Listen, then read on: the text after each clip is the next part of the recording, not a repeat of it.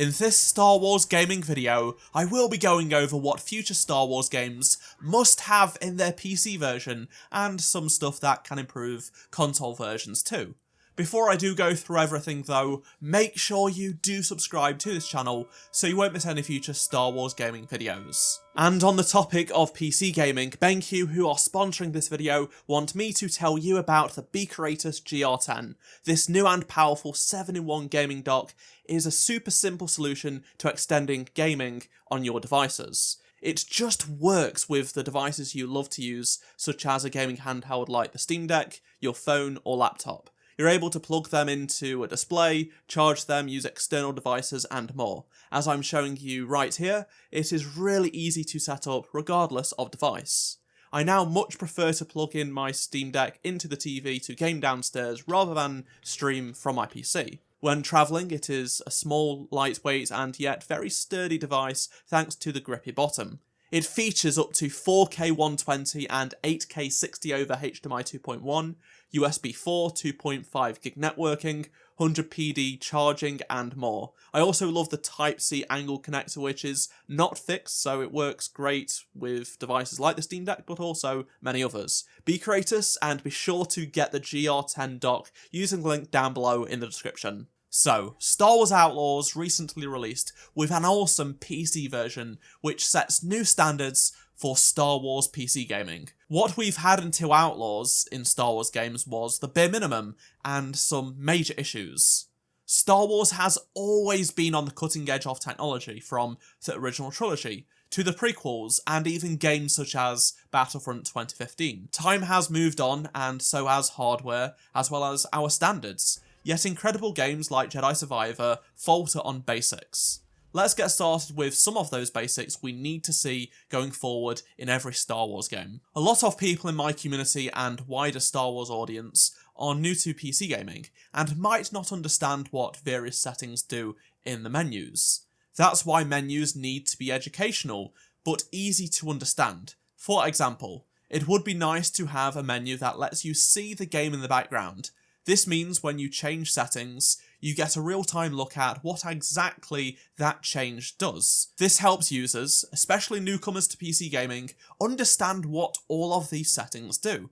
An example of a game that does this is Hellblade 2. If that isn't possible, at the minimum, we should have a screenshot comparison on the right side of the screen or something like that. This was implemented into Star Wars Outlaws by Massive, and I believe this is a first for Star Wars games. I'd also pay notices about how impactful these settings are on things like the CPU, GPU, and VRAM. Star Wars games lack this.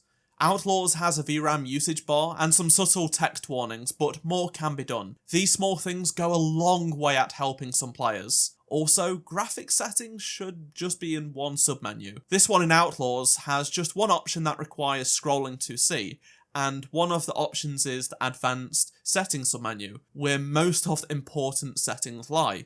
Just combine them all into one menu. We don't need various submenus. I'd also like to see more compact menus so there is less scrolling. Another thing I'd like to see is the ability to type in numbers with decimal places for various settings. Some games just don't allow you to type any number in whatsoever. The settings Outlaws has in comparison to Jedi Survivor is quite incredible. Survivor doesn't even have a refresh rate setting or a proper FOV slider. Survivor's settings are just not fit for modern PC gaming, nor was its menu itself. Prior to patch 9, it was far more annoying to navigate with a mouse and keyboard, whilst the game is best played with a controller, which is what I use anyway. Not every PC gamer wants to use a controller. I can relate in some way, although my situation is a bit of an edge case, so I find it quicker to change settings with a mouse and keyboard when creating content, such as performance improvement comparisons between patches. It's just quicker than a controller, but games like Jedi Survivor just make it more difficult. It's just not quicker with a mouse and keyboard. It's annoying. Be more like Outlaws. Next up, every Star Wars game going forward should offer the several upscalers at launch. Jedi Survivor launched with only FSR 2.0, likely due to the sponsorship with AMD. Not only did FSR make the game look worse, but DLSS was modded into the game within days. It took many months for DLSS to be officially added into the game, In stark contrast, Star Wars Outlaws launched with DLSS 3.5, FSR 3.0, XESS, and TAA. This is all despite being an Nvidia-sponsored title. Whilst these upscalers, especially DLSS, are great for performance, they should not be used as a crutch. Outlaws certainly does rely on it a lot for performance, so much so that the system requirements that Ubisoft published before the game came out came with upscalers turned on and their settings. DLSS does feel a bit like magic at times, but we should still be aiming for great performance out of the gate, without having to rely on solutions like DLSS. It is not a great comparison, but both Battlefront 2015 and Battlefront 2 are several years old, yet look absolutely incredible and have great performance since day one. This was before DLSS was a thing, and there was just TAA and dynamic resolution scaling at high resolutions. Of course, Battlefront games to others are not a one-to-one comparison because Battlefront is a multiplayer shooter rather than an open world game. That said, there are a few Star Wars games in the works that are not open world, and hardware in both PCs and consoles have evolved a lot since those games came out. So now for something that is really frustrating. Future Star Wars games should not launch with shader compilation stutter. Both Jedi Fallen Order and Jedi Survivor suffered big time from this. It is an issue found in most games made with Unreal Engine, and it causes major performance issues. Meanwhile, Frostbite-based games such as Battlefront and Squadrons plus Outlaws on Snowdrop did really not have any of this. The third Jedi game, KOTOR Remake and more, are going to be using Unreal Engine 5, so we could see shader compilation stutter reappear here. I really hope the developers implement a solution that sorts this out. More on upcoming games later on in the video though. Jedi Survivor claimed to compile shaders on every startup, yet it only actually did anything when you booted up the game for the very first time or when hardware was changed.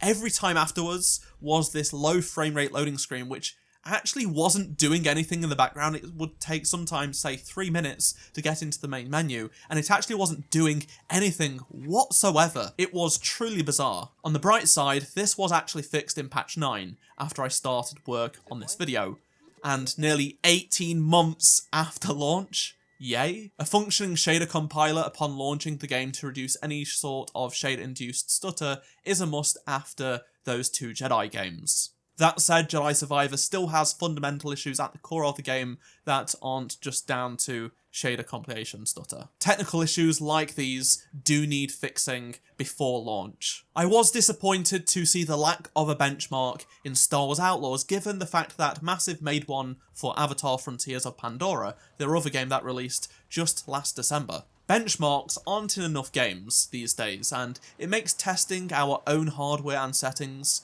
so much easier. I've done plenty of benchmarking on Battlefront and in particular Jedi Survivor, and whilst I have found easily repeatable areas for testing, having a more controlled test would be much better for accurate results and save a lot of time. We can also get different environments and situations which just offer more realistic tests and, yeah, give us benchmarks. I'd also like to see a future-proofing graphics setting preset that can be enabled using a command line or something. This is not a deal breaker, but a nice to have. It means these games can continue to be pushed using future hardware. It's just fun and interesting. I want the games to continue to look better and perform better as generations of hardware come out. Barely any games have this, but Massive did bring this into both Outlaws and Avatar, which I really appreciate. The max preset is not available without a command line launch argument. Massive's reasoning for hiding the max preset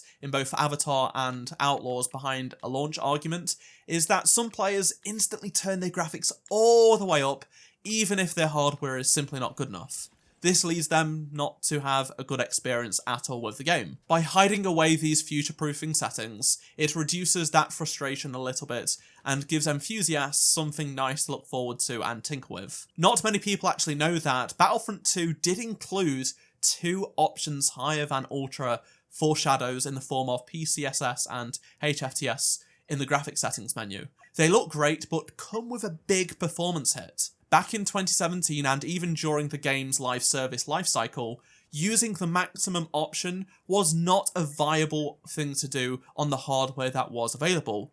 Once the 30 series GPUs came out after the game's life cycle did come to an end, it was fine to select and still have good performance. The 40 series has just allowed that to be even easier. This is evidence of why future-proofing a game is a good idea. The Battlefront games and Squadrons also had a resolution slider to go above 100%, so you could run at a much higher resolution if you wish to do so.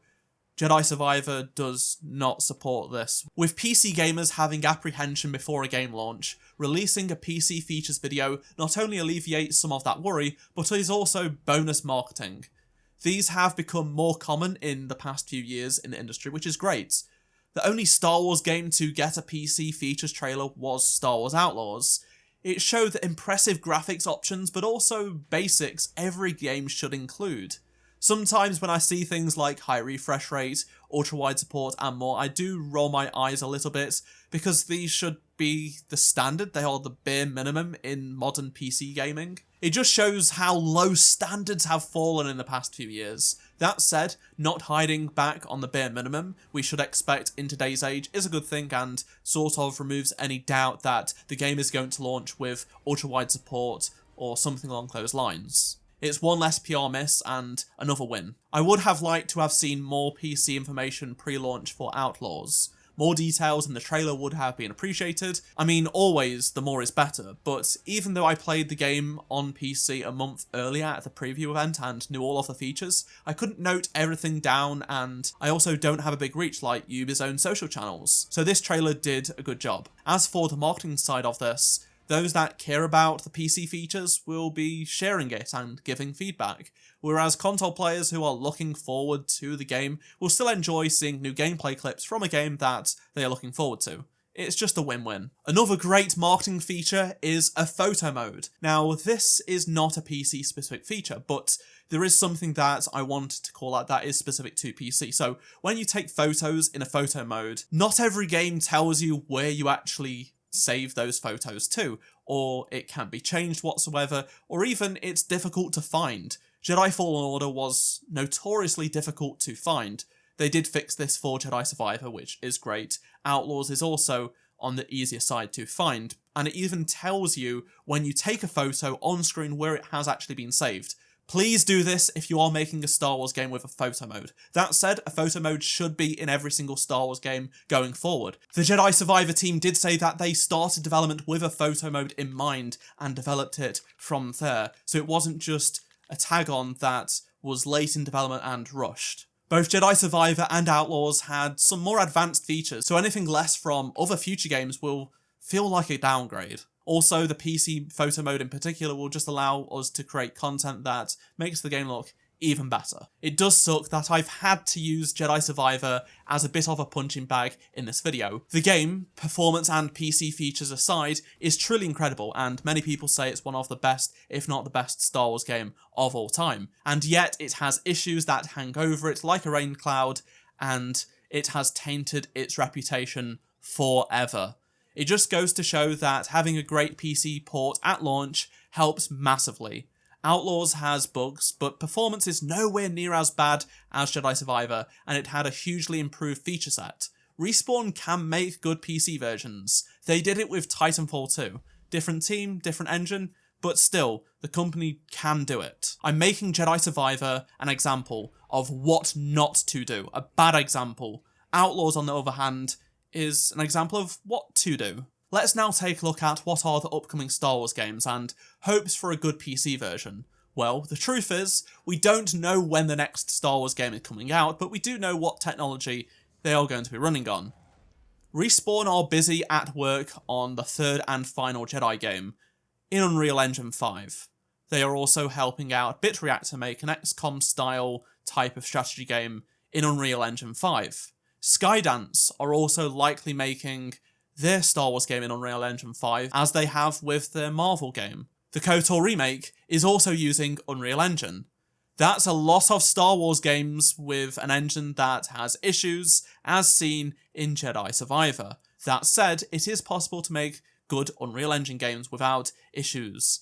Just look at the Coalition and Gears of War. I'm still sad that we aren't getting too much variety though. We've not had a Frostbite Star Wars game since 2020, and that was a small game. I doubt Ubisoft will be making another Star Wars game, but there is a little bit of hope. Star Wars Eclipse is said to be using Quantic Dream's own engine, and Creative Assembly will also be using their own engine in their rumoured RTS, if I had to guess. Still, that's not enough in my opinion, but I'll take what we can get. Hopefully more Star Wars games are in development that we don't actually know about yet, and they use great new tech whilst getting the fundamentals, such as the ones I've shown in this video, right. I'd love to hear your thoughts on anything I've talked about in this video down in the comment section below. Please share the things that you'd like to see in future Star Wars games in the PC versions. And if you did learn something new, please do drop a like. Subscribe so you don't miss any future Star Wars gaming videos. And if you did miss any of my previous videos, please do click on the playlist on screen right now. And I shall see you in my next video. Goodbye.